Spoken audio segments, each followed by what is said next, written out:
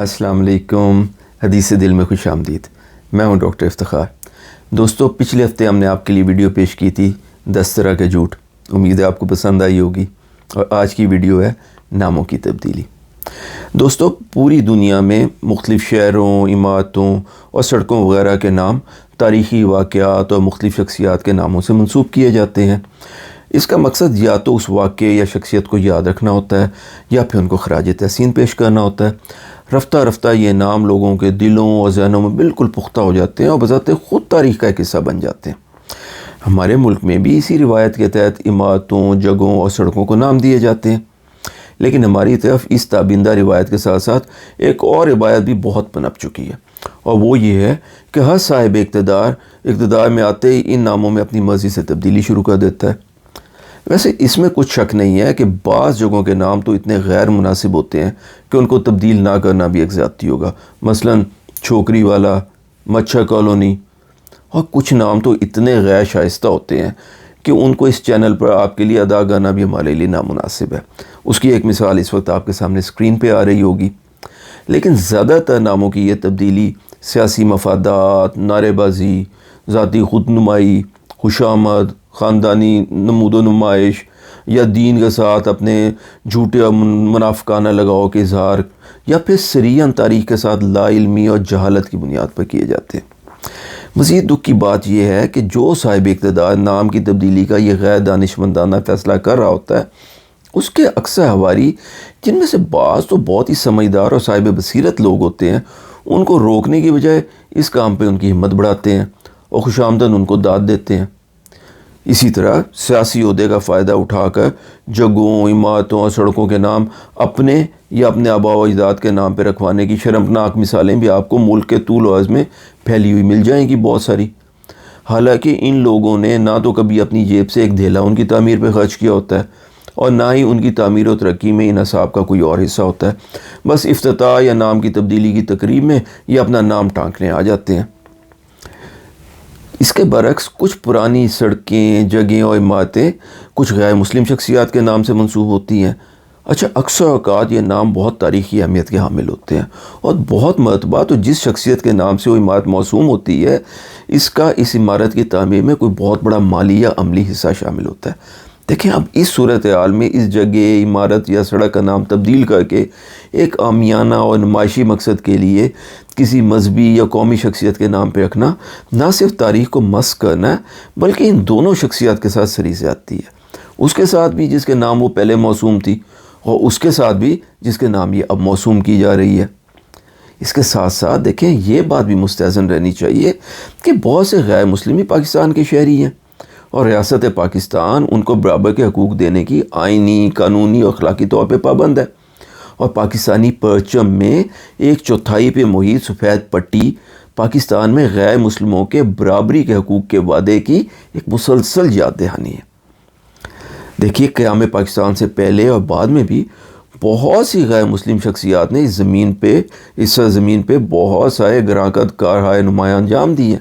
ان میں سر Ganga Ram, justice Bhagwan Das, Jamshed Markar, justice جدوراب Patel, Jimmy Engineer, sister Gertrude, justice Cornelius, doctor رتفاؤ اور بہت سارے نام شامل ہیں. ان لوگوں کی خدمات کا اعتراف نہ کرنا نہ صرف تنگ نظری اور تنگ دلی ہوگی، بلکہ یہ تو درخشاں اسلامی روایات کے بھی خلاف ہے. بدقسمتی سے ماضی میں بہت ساری جگہوں، عمارتوں اور سڑکوں کے نام سیاسی، علاقائی، قومی، مذہبی یا لسانی تعصب کی وجہ سے یا پھر ذاتی خود نمائی کے لیے بغیر کسی خاص سوچ و بچار کے اور مناسب طریقہ کار طے کیے بغیر تبدیل کر دیے گئے.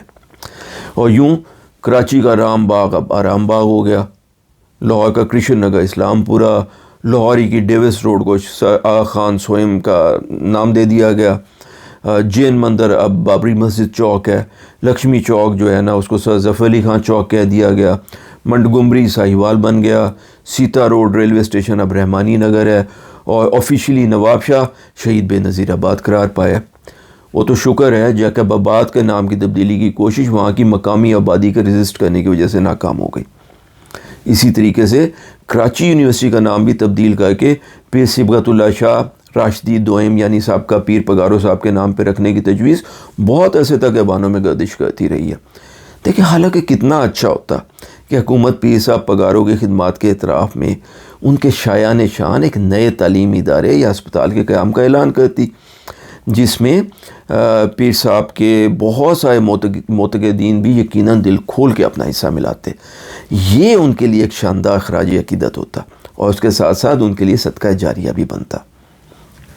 اچھا، ناموں کی تبدیلی کے اکثر فیصلے جو ہیں آپ دیکھیں گے کہ بہت عجلت اور وقتی جوش میں کسی خاص مقصد کے تحت ضروری تقاضے اور تحقیق مکمل کیے بغیر پورے کر دیے جاتے ہیں۔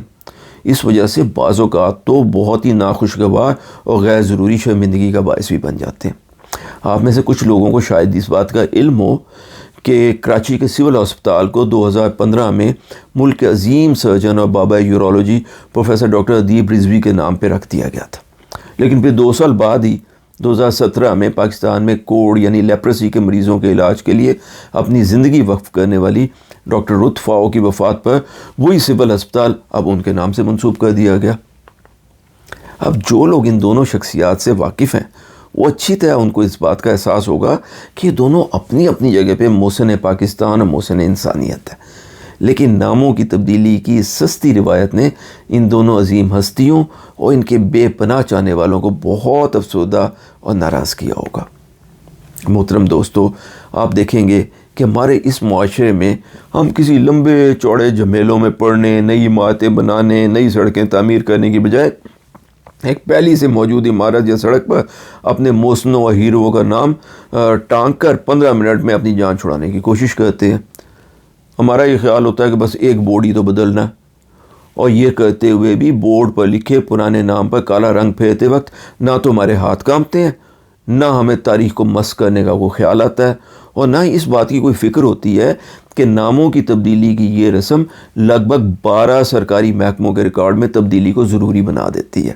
اور آپ کو تو پتہ ہی ہے کہ ہمارے ملک میں تبدیلی کا یہ عمل بہت سست اور عموماً نامکمل رہتا ہے، جو طرح طرح کی قانونی، انتظامی، شماریاتی، اسٹیٹسٹیکل یعنی کہ اور نقشہ جاتی پیچیدگیوں کا باعث بنتا ہے۔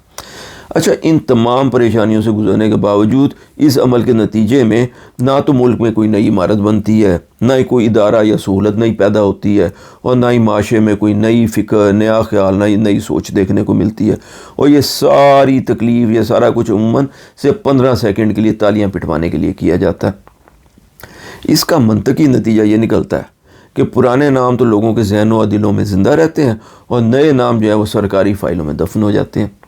آج بھی اگر آپ لاہور میں کسی رکشہ یا ٹیکسی والے کو اسلام پورہ یا بابری مسجد چوک یا سر ظفر علی چوک یا سر آغا خان سوئم بولیوارڈ جانے کو کہیں تو لا علمی سے آپ کا منہ تکنے لگے گا۔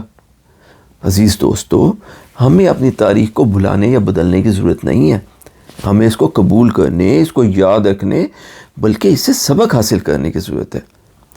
پہلے سے کسی اور نام سے وابستہ بلڈنگ یا سڑک کا نام تبدیل کر کے کسی کو خراج تحسین دینا تو بالکل ایسے ہی ہے کہ جیسے اس کی برتھ ڈے پہ کوئی استعمال شدہ چیز آپ ایک نئے کاغذ میں لپیٹ کر اس کو دے دیں۔ اس لیے ہمیں اپنے محسنوں کو پرانی عمارتوں کے کھنڈروں میں دفن کرنے کی کوئی ضرورت نہیں ہے، بلکہ ان کے شایان شان نئے ادارے، اسکول، یونیورسٹیاں، ہاسپٹل، پارک، پل اور شاہراہیں تعمیر کر کے ان کے نام سے منسوب کرنی چاہیے، تاکہ ہمارا مستقبل ہمارے ماضی سے زیادہ درخشاں ہو۔ ہم سب کو اور خصوصاً سیاسی شخصیات کو اپنا نام ہر دیوار اور ہر بورڈ پر چسپاں کرنے کی خواہش سے اعتراض کرنا چاہیے۔ بہت کم سیاسی شخصیات دراصل اس قد و کاٹ کی حامل ہوتی ہیں کہ انہیں واقعی اسٹیٹسمین کہا جائے۔ اپنے منہ میاں مٹھو بننے کا انجام عموماً یہ ہوتا ہے کہ اگلا میاں مٹھو آ کر پرانے کے نام کی پٹی اپنے پاؤں تلے رون ڈالتا۔ دیکھیں، اگر کوئی شخص واقعی اس قابل ہے کہ قوم اپنی کسی اہم عمارت، مقام یا سڑک کا نام اس کے نام سے منسوب کر کے اسے اپنے شکریہ کی سند عطا کرے تو اسے اللہ پر، تاریخ اور اپنے لوگوں پر بھروسہ رکھنا چاہیے۔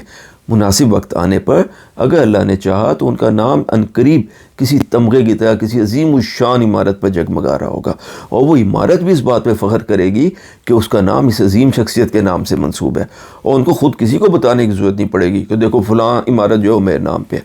اور ویسے بھی دیکھیے، اللہ اور آخرت و ایمان کا تقاضا تو یہ ہے کہ اپنے کار خیر و خدمات کا صلہ ہم اپنے رب سے آخرت یعنی اپنی اگلی و حقیقی زندگی میں چاہیں، نہ کہ اس دنیا میں چند تختیوں پر اپنا نام لکھوانے کے عوض اپنی آخرت کی کمائی غارت کر بیٹھے۔ دیکھیں کہیں ایسا نہ ہو کہ اس دنیا میں اپنے اعمال کی ریکگنیشن اور جزا مانگتے مانگتے آخرت میں ہم خالی ہاتھ ہی رہ جائیں۔